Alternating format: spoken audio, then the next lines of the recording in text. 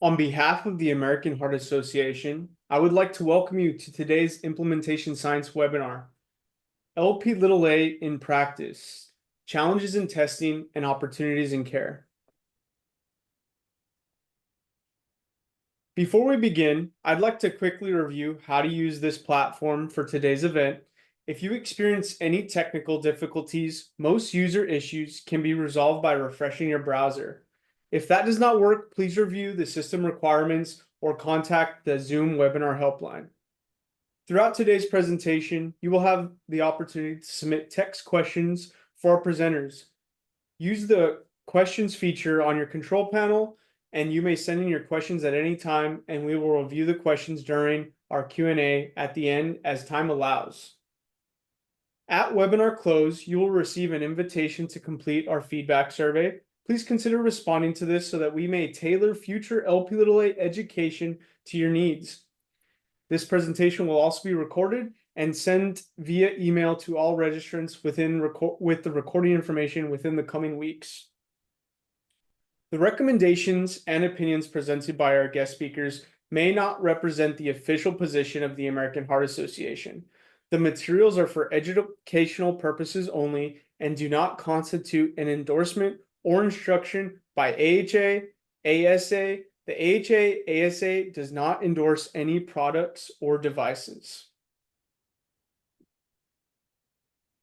High levels of Lp(a) are genetically inherited and are a common independent risk factor for heart disease, affecting approximately 1 in 5 people worldwide. The American Heart Association's AHA launched a 3-year national initiative, the Lp(a) Discovery Project, to increase Lp(a) testing by improving processes around care settings through national education. As enhancement to this work, the AHA launched Lp(a) Community Health Center Discovery Project, which seeks to identify various approaches and barriers to Lp(a) testing within community health centers and develop national education to improve knowledge and increase awareness. Today's event will be an enduring resource on our heart.org/LPA Discovery webpage, along with all of our other great Lp(a) resources, including podcasts, FAQ clinician guide, and other resources. It's my pleasure to introduce our first LPA expert, Dr. Leslie Donato. Dr. Donato is a clinical chemist and associate professor in the Department of Laboratory Medicine and Pathology at Mayo Clinic in Rochester, Minnesota, where she co-directs the hospital clinical laboratory and point of care, as well as the clinical specialty laboratory. She served on the 2019 NHLBI working group titled Standardization for Lp(a) Measurement in Humans and was an invited participant at the first Global Lp(a) Summit in Brussels, 2025. Dr. Donato is also a recipient of the Cooper Award for the Lipids and Lipoproteins Division of ADLM in 2024 for her contributions to the lipids and lipoproteins field. We are honored to have her here today. Please join me in welcoming Dr. Donato. Thank you so much, David, and thank you to the AHA for putting on this webinar. And I really appreciate everyone participating and watching today. So I'll start with my conflicts of interest as shown here, and then we'll move into the content. So lipoprotein(a), as hopefully you're aware, is a unique ApoB family member. And it's unique in that it has a unique apolipoprotein bound to the outside called apolipoprotein(a) or ApoA. And that's shown as that blue squiggly line there. It's a unique apolipoprotein that constitutes this lipoprotein, Lp(a). Lp(a) concentrations are nearly 90% dependent on the genetic expression of the ApoA protein, making this a genetic risk factor for ASCVD. And what's also interesting about ApoA is that ApoA varies in size from patient to patient, depending on the number of specific genetic repeats in the gene encoding ApoA called these Kringle domains. And those domains can vary from 3 copies to more than 40 copies. So uniquely, the Lp(a) particle can vary in size from patient to patient depending on the number of Kringle domain repeats in that patient. Now, I don't know anything beneficial, honestly, about expressing Lp(a). It's very pro-atherogenic, just like LDL would be. It's pro-inflammatory, pro-thrombotic, pro-atherogenic. And studies have actually shown that on a per particle basis, it's actually more pro-atherogenic than LDL itself. Now, my colleague, Dr. Weintraub, will go into a lot more detail on the risk associated with elevations of Lp(a) and treatments from it. So I'm going to focus more on the expression levels and ways that we can test for it in the clinical laboratory. But it's important to understand that the higher the concentration of Lp(a) in circulation, the higher the risk. It's a linear association. So Lp(a) expression is detected within the first year of life, and is actually found increases slightly through childhood, but it's really fairly stable in adulthood. Again, it's a genetically expressed condition, so not a lot changes the expression of Lp(a). It is about 5 to 10% higher in women. Most of that is driven by the postmenopausal increase that we see. And also importantly, we do see quite marked differences in resulting from the LPA gene variants that are present in different ancestry and geography groups. So we'll talk about that later on. But if we look at the overall population prevalence of elevated Lp(a), and when I mean elevated, I mean at a concentration that puts the individual at increased risk for future cardiovascular events, such as MI, stroke, or more recently, aortic valve stenosis. That increased, the population that has increased concentrations is actually 20% of the entire population. So that is very prevalent. That puts it at over 1.5 billion people globally. If we're talking about in the US, that's over 67 million US residents have high expression of Lp(a). That expression is even higher, the prevalence, I should say, is even higher in individuals with ASCVD or individuals with premature ASCVD. So testing would be very beneficial, obviously, for identifying all of those people in the world who have elevated concentrations of Lp(a), putting them at risk for many reasons, and many of them are shown here. So if you identify an individual that is a high expressor, you could reclassify that patient for their kind of correct risk of cardiovascular disease. It would allow for intensive management or strategizing that management of cardiovascular risk factors that can be modified. It may motivate the patient to adhere to risk mitigation strategies. Now, Dr. Weintraub will talk about this, but there isn't a lot you can do clinically now to specifically lower Lp(a) because it is a genetic risk factor. So you can lower it by some off-target effects by current medications, but specific targeted strategies for lowering Lp(a) are actually in the pipeline, hopefully coming soon, but aren't clinically available. However, there are overall risk mitigation strategies that still can be done, can be adhered to by patients. And knowing that the patient is a high expressor of Lp(a) can be a really good patient motivator to talk about lifestyle changes, to talk about activity levels that the patient could improve to lower their overall cardiovascular health. And lastly, super important to identify familial cardiovascular risk. Remember, this is a genetic condition.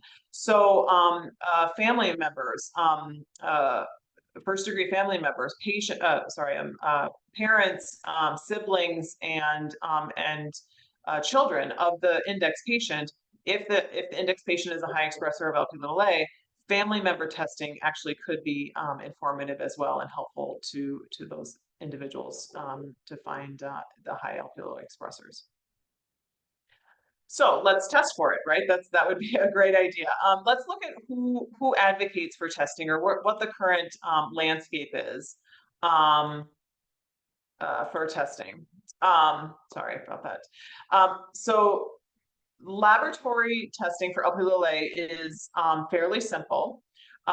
It's a routine blood draw is sufficient. It does not require fasting, and Lp(a) concentrations can be really measured in any serum sample, can be added onto a basic lipid test, or really any blood draw that is collected. We'll get into this a little bit later, but Lp(a) concentrations can be reported in either two different units of measure, either molar units or mass space units. We'll talk about that in more detail later on. But really, because it is a genetic condition and there's not a lot of lifestyle modifications that can affect Lp(a), and it doesn't change much over time in adulthood, testing once in a patient's lifetime may be enough, unless future studies show that actually serial testing may be beneficial. So for right now, once per lifetime may be enough to identify the individual that is a high expressor.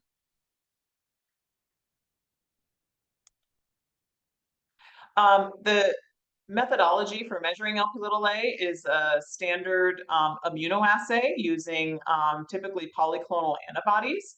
And again, the test really should be available if it's not in your home institution, your home hospital laboratory. It definitely is on your send out list. So the Lp(a) test should be widely available to any clinician who wants to order it.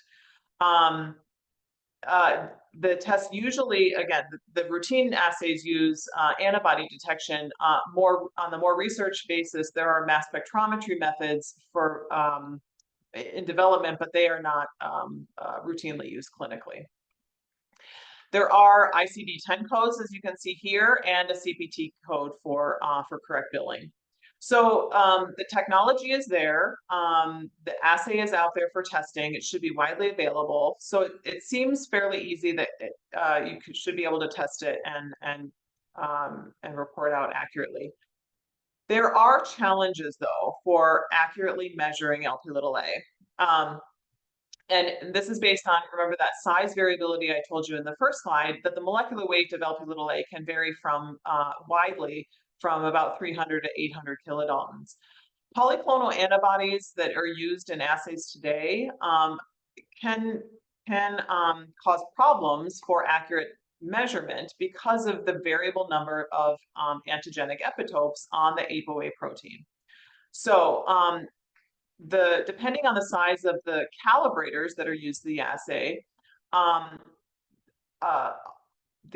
can either have a bias to either overestimate or underestimate Lp(a) concentrations. And I'll show you that in the next slide, which is conceptually, as you can understand, if you're using an antibody-based assay and there's more epitopes on a larger ApoA isoform than a smaller one, you can understand how the detection or the signal that you get out of the assay might be higher and give a falsely elevated result from a large isoform compared to a small ApoA isoform. So that is, kind of the nitty-gritty of how of the bias that can happen in these assays. Commercially available assays try their best to mitigate that bias by using 5-point calibration and a mixture of LPA sizes in the calibrators. All of this is in an effort to try to get one assay that will fit all, that will accurately measure Lp(a) in everybody, independent of what size Lp(a) they express. But it is true that every assay out there today is somewhat biased based on Lp(a) isoform size. And because of that, molar assays, remember I told you there's two different ways to measure it, either mass-based units or molar-based units. We know that molar-based units are a little bit more accurate to report the actual concentration of Lp(a) compared to mass-based units.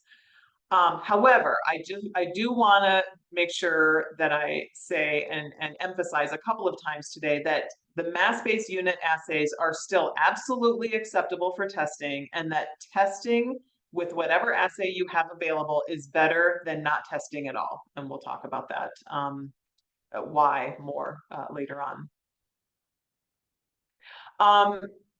We should be also aware that Lp(a) assays are not currently harmonized in the market today. So you can see that here in this slide, where these are, and you don't have to read the axes. I know it's too small for that, but the general take-home message from this is that a side-by-side comparison of several assays out in the market, as published several years ago now, shows that the assays are not harmonized, and you will get different results, especially at the higher concentrations of Lp(a). So that's important to keep in mind. And the take home from this is that if you are testing a patient and have the need to retest a patient later on, it would be important to test it on the same assay so that you're sure that any changes you're seeing in the patient is due to real concentration changes and not just because of the difference in assay that you're using.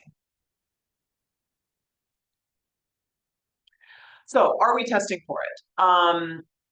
We know that there's benefits. We know that the assays are out there and should be widely available. What are the recommendations for testing? So if you look at guidelines around the world, let's start in the US. In the US guidelines, we know are all of them from the different societies out there have consensus in that anyone who has a family history of premature ASCVD should consider testing of Lp(a). That's consistent. The newest guidelines from the National Lipid Association go beyond that and actually advocate for one per test in every patient's lifetime, one test per lifetime of every individual. That is actually a growing sentiment throughout the world. So following other countries like the European Society and Canadian Society, they've actually all moved towards once per patient testing recommendation for everyone. So again, everyone, hopefully in the future, will have an Lp(a) test in their medical chart at some point. How are we doing with that now? Unfortunately, very poorly. This is a study a couple of years ago. There's several studies like this, though, that show similar results. This is data now out of the California system, 6 university UC system medical centers, showing over 5.5 million individuals total in this system, looking at their medical records, saying how many people in their medical system have any result of Lp(a) in their medical record. You can see that the overall testing rate is less than 0.5%. So we're at 0.3% overall testing rate. If we look at individuals where you think, well, okay, maybe, physicians may think about this in patients with personal or family history of cardiovascular disease, the testing rate doesn't increase all that much, or at least certainly not universal testing as we would certainly hope for. You see less than 4% testing rate, even in patients with a personal or a family history of cardiovascular disease. So we are just simply not testing our patients, even those who would benefit the most. We're not testing them to see if they're a high Lp(a) expressor. Getting back to the prevalence in different ethnic and sex groups. So you can see here that the median concentration of Lp(a) in whites and Hispanics is about 40 nanomoles per liter. In the Black population, 3-fold increase in median Lp(a) concentration, meaning many more Black individuals have elevated Lp(a) expression compared to other ethnic and geographic groups. Not shown in this slide is individuals of Asian descent actually have less median Lp(a) concentration compared to white and Hispanics, as shown here. And as I showed you before, females have elevated, or at least slightly increased more median concentration of Lp(a) compared to males, again, driven, we think, by that postmenopausal increase in Lp(a). Now, We know that the levels of Lp(a) are largely determined by this distribution of the gene variants, and they differ according to ancestry and geography in these individuals. That's the source of this. What's unfortunate, though, even though we do know that, for example, Black individuals have higher concentrations of Lp(a), studies like this show the prevalence or the odds ratio of having a Lp(a) test in the medical record. Black individuals actually are less likely to be tested for Lp(a) compared to the general population, as you can see here. Additionally, individuals who have, other social determinants of health or other disadvantages for health, for general health and certainly cardiovascular health, like Hispanics and Latinx ethnicity, rural neighborhoods, and those with a lower social vulnerability index, all are less likely to have a test for Lp(a). Again, showing that we are doing a disservice for our patients because we're just simply not testing for Lp(a). So why is the testing rate low? Lots of reasons, lack of awareness likely in clinical practice, the test may not be included in standard lab orders. There may be reimbursement problems I've heard of, and the fact that there's no current targeted treatment. I've heard, sir, I can test for it, but what am I going to do about it? There definitely are things we can do about it, and I know Dr. Weintraub is going to talk about that later on. We definitely can do better for testing. So how do we interpret the results? I'll end on this. So there's different flavors, if you will, of the Lp(a) measurement. As I mentioned before, again, there's nanomoles per liter or the mass units. Molar units are slightly more accurate than mass units because of that isoform variability. Again, measuring is better than non-measuring. We're doing such a poor job measuring people in general, as I showed you the data for. So I would encourage you not to get hung up on the units of measure right now that you have access to. Just measure by whatever assay you have access to that's in your medical system. But do be careful because the units do matter. Okay, so in my own institution, we actually switched from the mass-based units to molar units several years ago. And this is just an example of one patient tested on both assays. So this patient went from 158 milligrams per deciliter on the mass-based units. Retesting on the molar-based units, now they have 365 nanomoles per liter. So again, units matter. You need to interpret the test using the clinical cut point for that particular unit of measure. Assays, so we need to do better in the clinical laboratory. Assay manufacturers need to help us here with standardization and harmonization of these assays. And many groups have a call to action for this initiative because it really is needed in this field. Important to know that if you have results in molar units, if your results are in mass-based units, you should not convert those results to molar units. That actually introduces more inaccuracies than is corrected by trying to obtain results in molar-based units. So use the test in whatever units you have, but do not convert them back and forth. And then, ideally, hopefully, assay manufacturers will utilize soon a new reference material that's soon to be developed for standardization of assay manufacturers for this. And but again, until these assays are harmonized, it's best to stick with one assay for your clinical practice so that you're comfortable with that. And then also certainly if you're serial testing in a patient. And for interpretation, risk for Lp(a) has been shown to start to be statistically significant at around 30 milligram per deciliter, which corresponds roughly to about 75 nanomoles per liter. That's where clinical assays, clinical laboratories may start flagging results. Okay, so anything over that. But it's really important to remember, again, this is a linear association. So the higher the Lp(a), the higher the risk.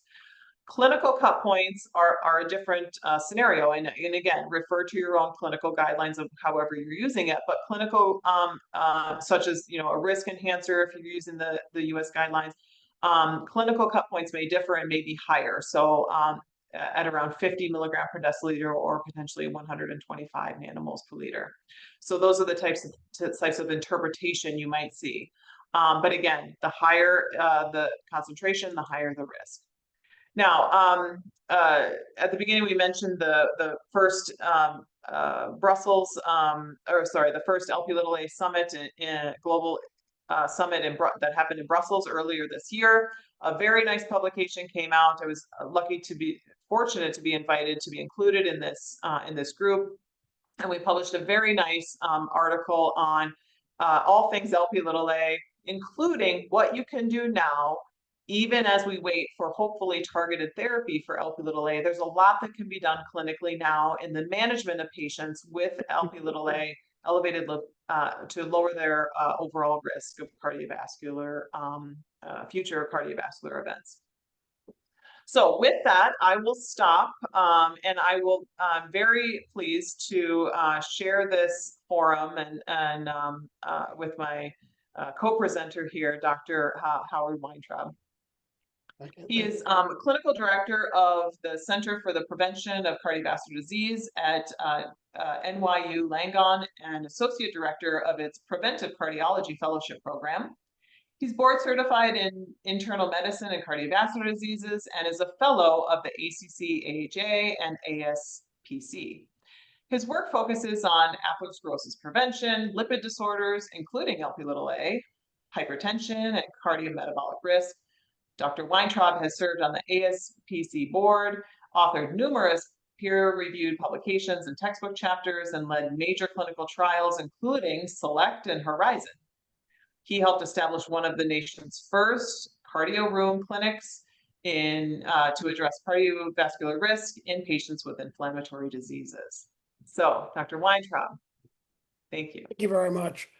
There's two things. Number one, please bear with me. I'm in the midst of a cold. Secondly, I'd like to congratulate Dr. Donato on giving a great talk about some very important features. And then finally, I want to congratulate the AHA, specifically David Pena and his colleagues, for doing a great job in pushing this effort forward and allowing something very important to be able to be better known by more people. So this is my conflict. I'm a consultant for Novo Nordisk. Otherwise, the three companies you see here, these are all LP(a) studies that we are involved in. So here's a family portrait. This shows that the LP(a) molecule is an LDL, and you can see ApoB and associated oxidized phospholipids, where there is a bridge to the ApoA, and the seriousness of this molecule is indirectly proportionate to the number of Kringle repeats, which is one of the reasons why what Dr. Donato brought out is important, because the number of particles may be a more important issue than the mass measurements of milligrams per deciliter, and that is where things are going. We'll give a shout out to Sean Heffron, as part of our prevention group, who is part of an AHA publication on this that specifically validated and supported a nanomolar measurement of LP(a) as being the standardized way.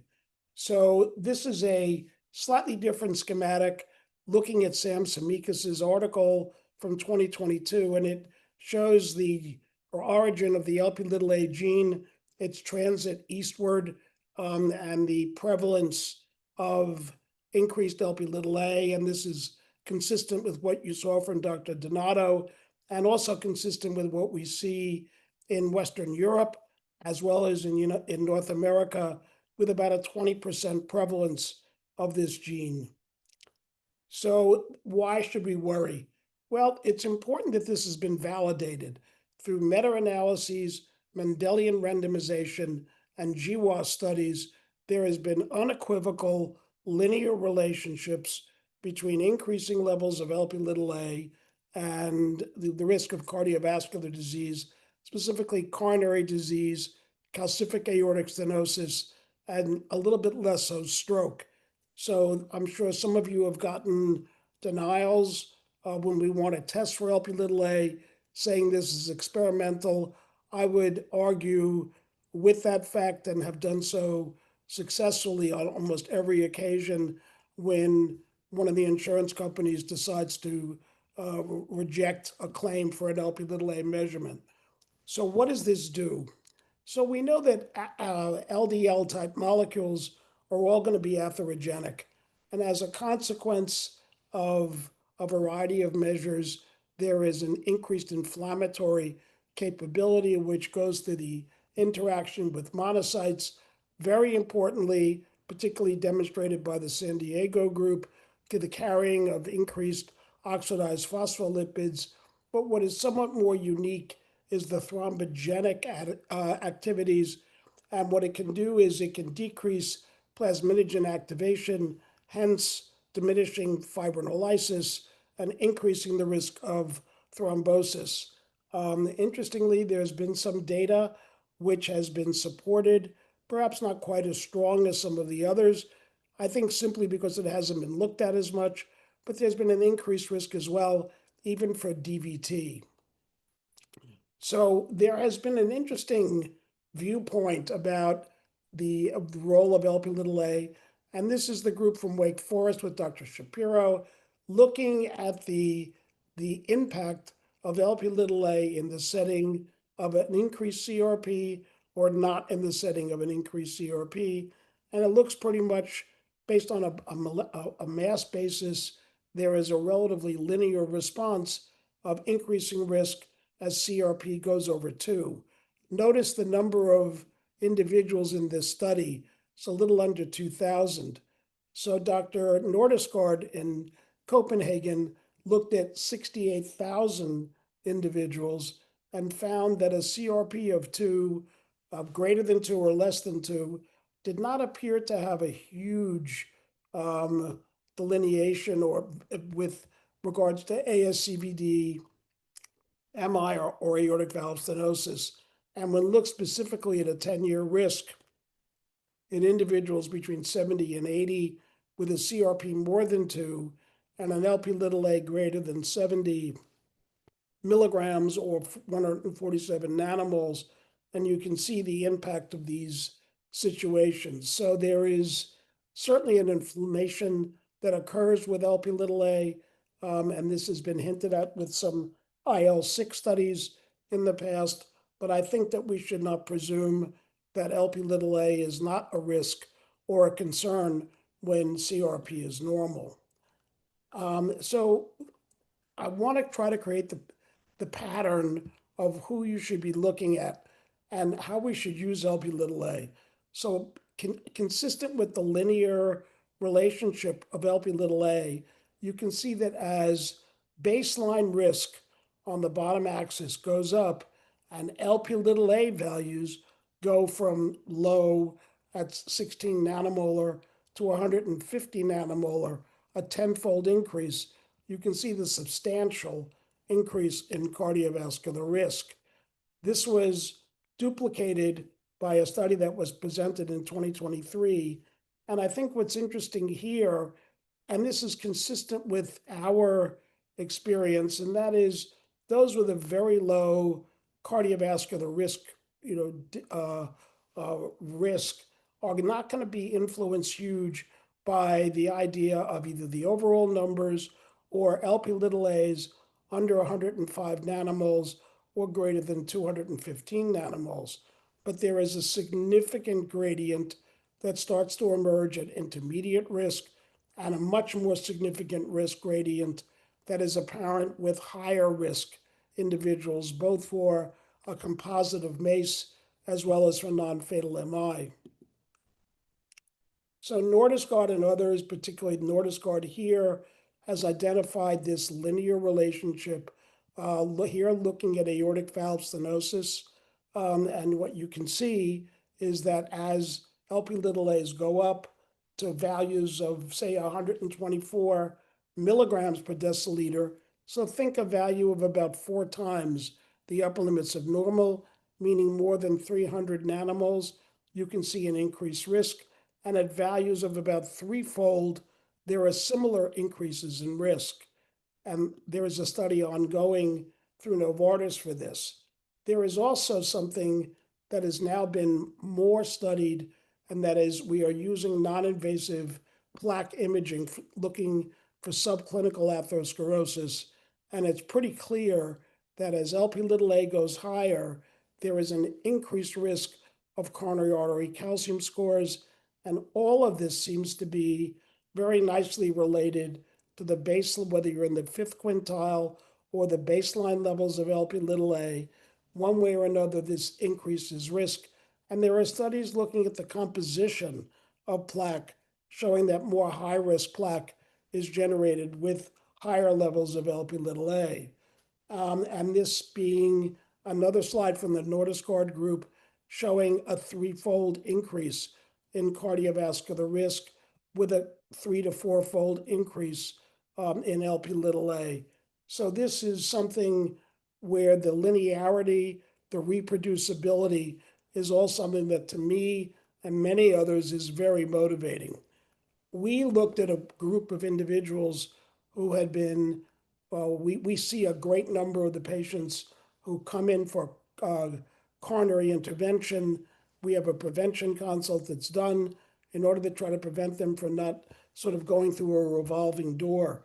And what we found is there was a huge impact of whether or not someone's Lp(a) is high to predict whether they would be back for another intervention in a short period of time, even when their risk factors are otherwise well controlled.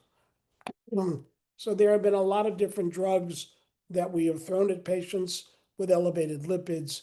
By and large, the ones that are the most impactful are lipoprotein apheresis, particularly for Lp(a), PCSK9 inhibitors, and then the ASO, as well as the small interfering RNAs to PCSK9, as well as to Lp(a), that have been highly impactful, very successful in early studies and producing significant reductions.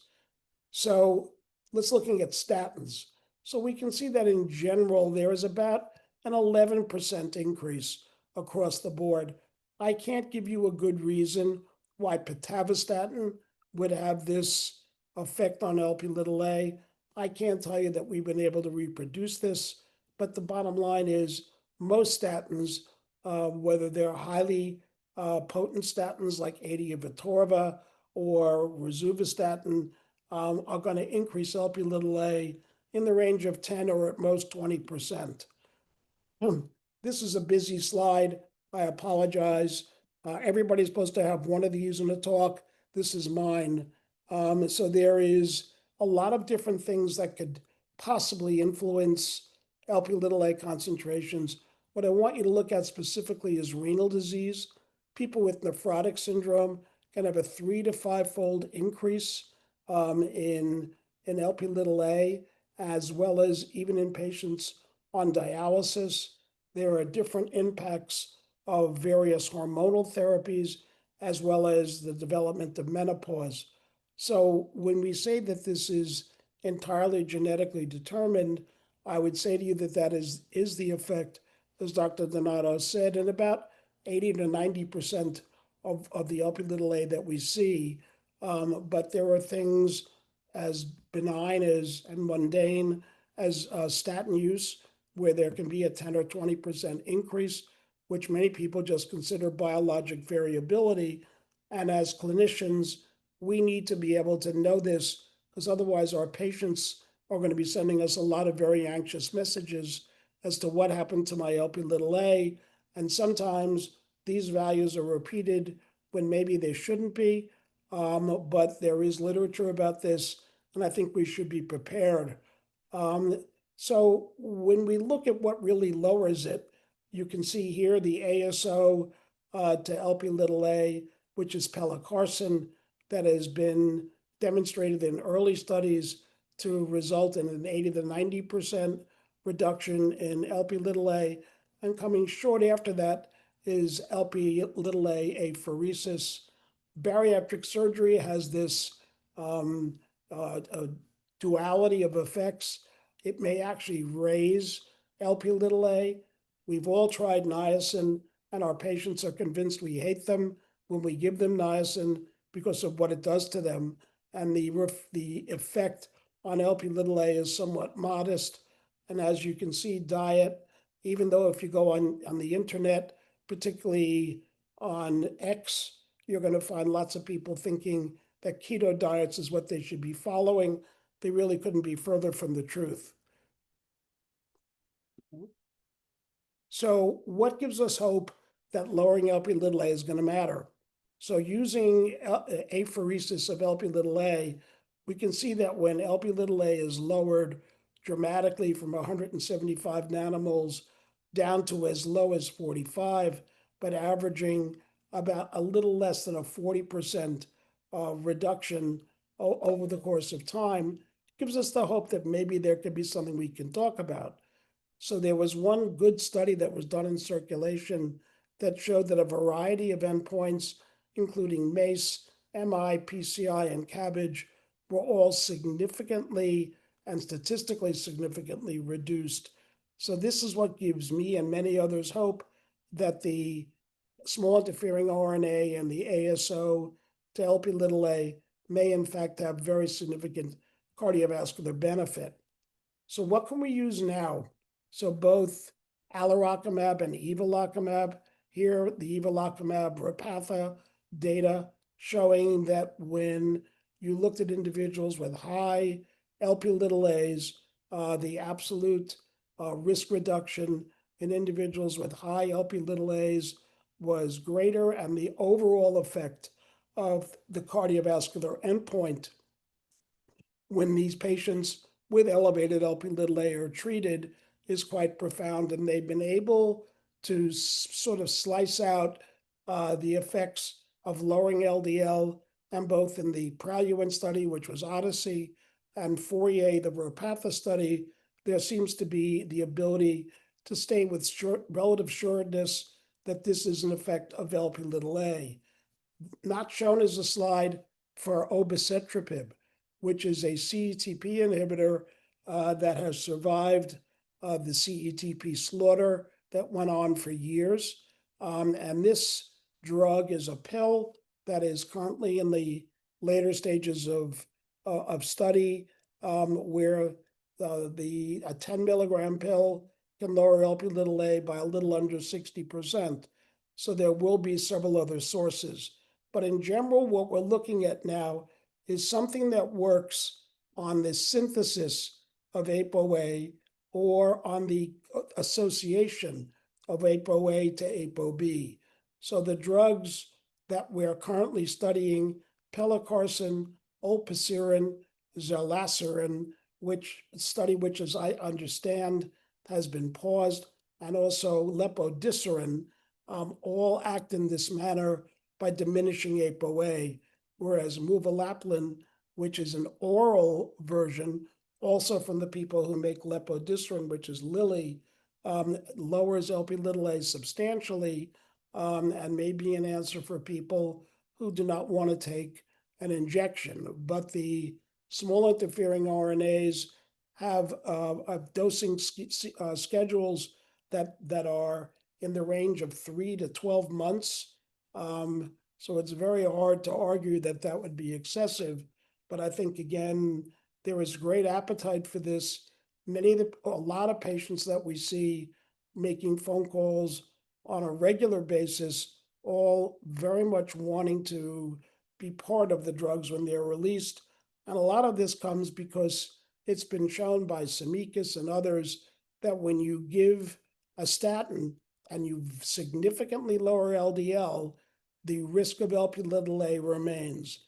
And as Dr. Donato told you, the Lp(a) molecule is more atherogenic than a molecule of LDL. But the reason we need to really worry about LDL is there are many more LDL molecules than Lp(a) molecules. So we can't overlook LDL, and there are patients who have expertly combed the internet and knowing that statins may raise Lp(a), will absolutely refuse to use statins, and many of them are managed, thankfully, on PCSK9 inhibitors, along with ezetimibe being Lp(a) neutral. So the effects of these drugs, just briefly, this is a phase 2 study of pelacarsen showing the significant graded results with increasing dosage, and the safety profile of these drugs has been excellent. Again, data on olpasiran and pelacarsen that have both published phase 2 data that shows significant reductions with 90+% reductions of olpasiran, along with lepodisiran, slightly less with pelacarsen, and the dosing interval of this drug is going to be probably every month, whereas the dosing interval of olpasiran is going to be something in the range of 3 to 6 months. This is a small interfering RNA. The next drug out is Dr. Donato, or the first drug out, as Dr. Donato inferred, is likely to be pelacarsen on the basis of the Horizon study. That is hoped to be broken sometime next year. And if the data is what we hope it's going to be, the drug should be available within 6 months or maybe more after that. Here's the data on lepodisiran. Again, a very effective molecule, but from a small biotech, and they were having some funding issues. And then an exciting way to otherwise treat, which is the oral agent from Lilly, which gives very respectable reductions in Lp(a), but this one is behind lepodisiran and behind the other small interfering RNAs. So the availability of this agent is probably not going to be nearly as soon, and will be years until we see more about that. So again, who should we draw it in? Dr. Donato gave you a very good look of who the recommendations are. I want to add one thing, and that is, if you give a statin to somebody and their LDL doesn't drop the way you think it should, these people may have an elevated Lp(a), which is insensitive to statin therapy. So that should be another thing that you think about. As was mentioned as well, the Canadians, who are not known to be an overly aggressive group medically, long ago, 4 years ago, encouraged people to have at least one Lp(a) done. Even before that, ESC, EAS considered the same, and more recently, the NLA came around. So I think this is something where the enthusiasm is growing, and I think it's something that we really need to look at and be more interested in. We are honored to have been part of the AHA program on Lp(a), Dr. Donato's institution at Mayo, as well as the others, as you see here. So this is an important group, and we meet regularly, and we are doing our best to try to promote this. And I want to close on this slide that Dr. Donato showed, which namely gives you an idea of what you should be doing. So below an Lp(a) of 30 milligrams or 62 nanomoles, there's really not much you got to worry about, even though there may be some studies that talk about some risk.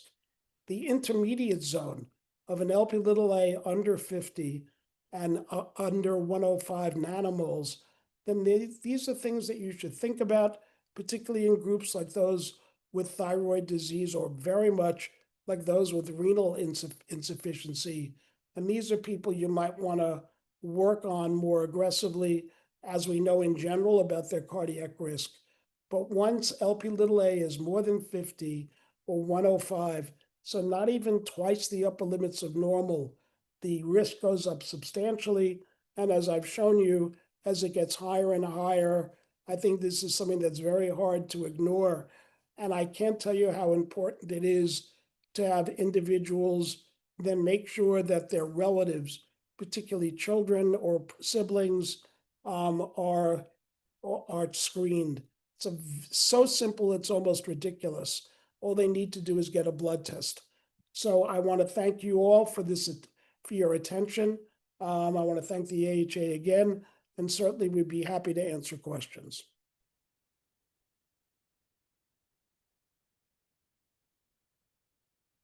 Thank you both for such a wonderful presentation. I know the content you shared will be very impactful to clinical care. We will now begin our Q&A session. And just as a reminder for our audience, please submit questions for our presenters through the Q&A feature on your Zoom control panel. So I will go ahead and start here. This one looks like it will be directed at you, Dr. Donato. Just for clarification on testing on whether it needs to be fasting or unfasted, there's a report that many labs state that a 12-hour fast is required. Can you give any guidance on that? Yeah, there really is no need to fast, and I'm kind of as confused as maybe the one who asked the question. I'm not sure why some laboratories may request that. It may stem from the fact that it's oftentimes bundled along with a basic lipid panel. So potentially, although of course we all know that fasting really is no longer required for basic lipid panels either, for most individuals. But yeah, I mean, for if you're testing just LP little a on its own, no, it is not affected by fasting status. So a non-fasting sample is completely fine for screening for LP little a. Wonderful. Conversely, Dr. Weintraub, it looks like we have a question pertaining to a specific patient case that you might give some insight onto. But a 50-year-old postmenopausal patient without any risk on a CAC with an LP little a of 210 nanomoles and LDL of 190. What considerations or therapies might be considered? Sure. So number one, what flashes on the scoreboard is treat. I think you said the LDL was 190. So you have two very strong drivers of atherosclerosis, which is an LDL that would qualify for the likelihood of familial hypercholesterolemia, as well as an LP little a that is approaching 3 times the upper limits of normal. So let's just break this down. Let's say their LDL was 100. Would I like to have their LDL lower? So you said it was a postmenopausal woman. So there would be good reason in my mind to treat that. The question comes whenever I treat is what's my target? What my goal? And the goal here would be to get an LDL down below 70, simply because of the added atherogenicity of that LP little a. When you have an LDL of 190, could this be a postmenopausal elevation in LDL as we frequently see, with a little bit more in the way of what we call hyperabsorption? The answer is yes. The goal here would be a 50% reduction in LDL. The question would then come, what would you use? Well, certainly using a statin would be a great idea, and using ezetimibe, which is LP little a neutral, as the combining drug. The other alternative could be, and you might end up needing, a PCSK9 inhibitor, that at this point would either be a small interfering RNA like inclisiran, or more likely a monoclonal antibody like evolocumab. But I think, there, in my mind, it would be hard to overlook, and it would be very hard to say, okay, just eat less cheeseburgers and watch your intake of cheese. And all the data would support other things. Thank you. Dr. Donato, what are some of the main barriers to wider adoption of LP testing, especially in the underserved populations? Yeah, I think a lot of it is just awareness of the test. I think that's a big one. And then yeah, I just have heard, many times the what do I do about it question. So I think, just getting it aware, it would really help if this test was part of an ordering panel in the clinical practice, that physicians don't have to think about it. And especially if this gains the traction, and it is gaining traction, of once per lifetime testing, that should be an easy, if EMRs can have a pop-up of, LP little a hasn't been tested yet. Would you like to include it? That kind of thing, I think would really be helpful in these types of scenarios, because I just think physicians, especially busy PCPs, are just not thinking of LP little a. Thank you. And I have another one here for you, Dr. Weintraub. How should we explain Lp(a)'s role in cardiovascular disease to patients in ways that both are accurate and understandable? Sure. So you can start the stage by saying that Lp(a) is a form of LDL. And this LDL has a tail on it that is called apolipoprotein A. The addition of this tail makes this LDL molecule that much more likely to be inflammatory, that much more likely to form plaque, and then, to make matters worse, much more likely to end up with a clot sitting inside your artery, particularly if this plaque ruptures. So Sergio Fazio gave a talk that was called Lp(a) when LDL goes from bad to worse. And I think that has stuck with me, and it is the way I describe it. Everybody seems to know what LDL is, saying that, okay, think of all the bad things you know about LDL, add to it. So it is, and to let them know, importantly, that it is not whether they had a cheeseburger once in the month, or it is not because they haven't eaten birdseed and cardboard, for the last several months. And it's not because they don't run marathons. It's because of a genetically predetermined likelihood, 80 or 90%, that they're going to have this ApoA. And I think it is one of the most motivated groups of patients I've seen have been those who have seen the link of Lp(a) in family members where in other words, their father had an MI at age 50 and they're 45 and they had their Lp(a) drawn, and their Lp(a) is high. These are people who, particularly in the days of hyperinformation with Dr. Google, I think we see some very driven individuals who want to do as much as they can and recognize the risk of what they're facing. So I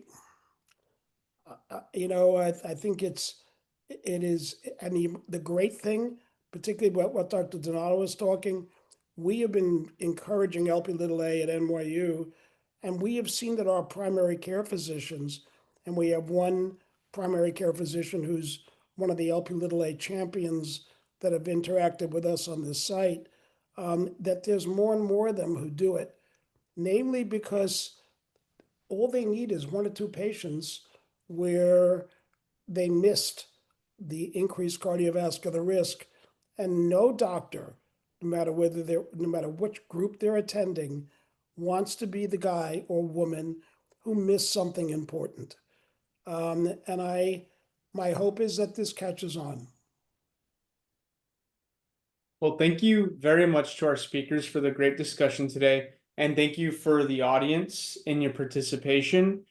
Please feel free to utilize our current Lp(a) resources for patients and healthcare professionals at heart.org/Lp(a).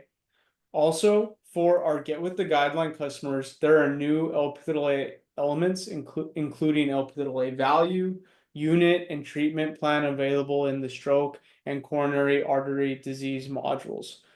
When you exit this webinar, you'll be prompted to fill out a survey.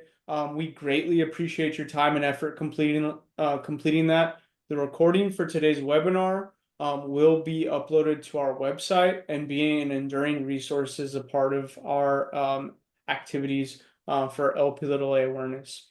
Thank you again for attending today's webinar. We hope to see you at future LP(a) discovery events. Have a nice day.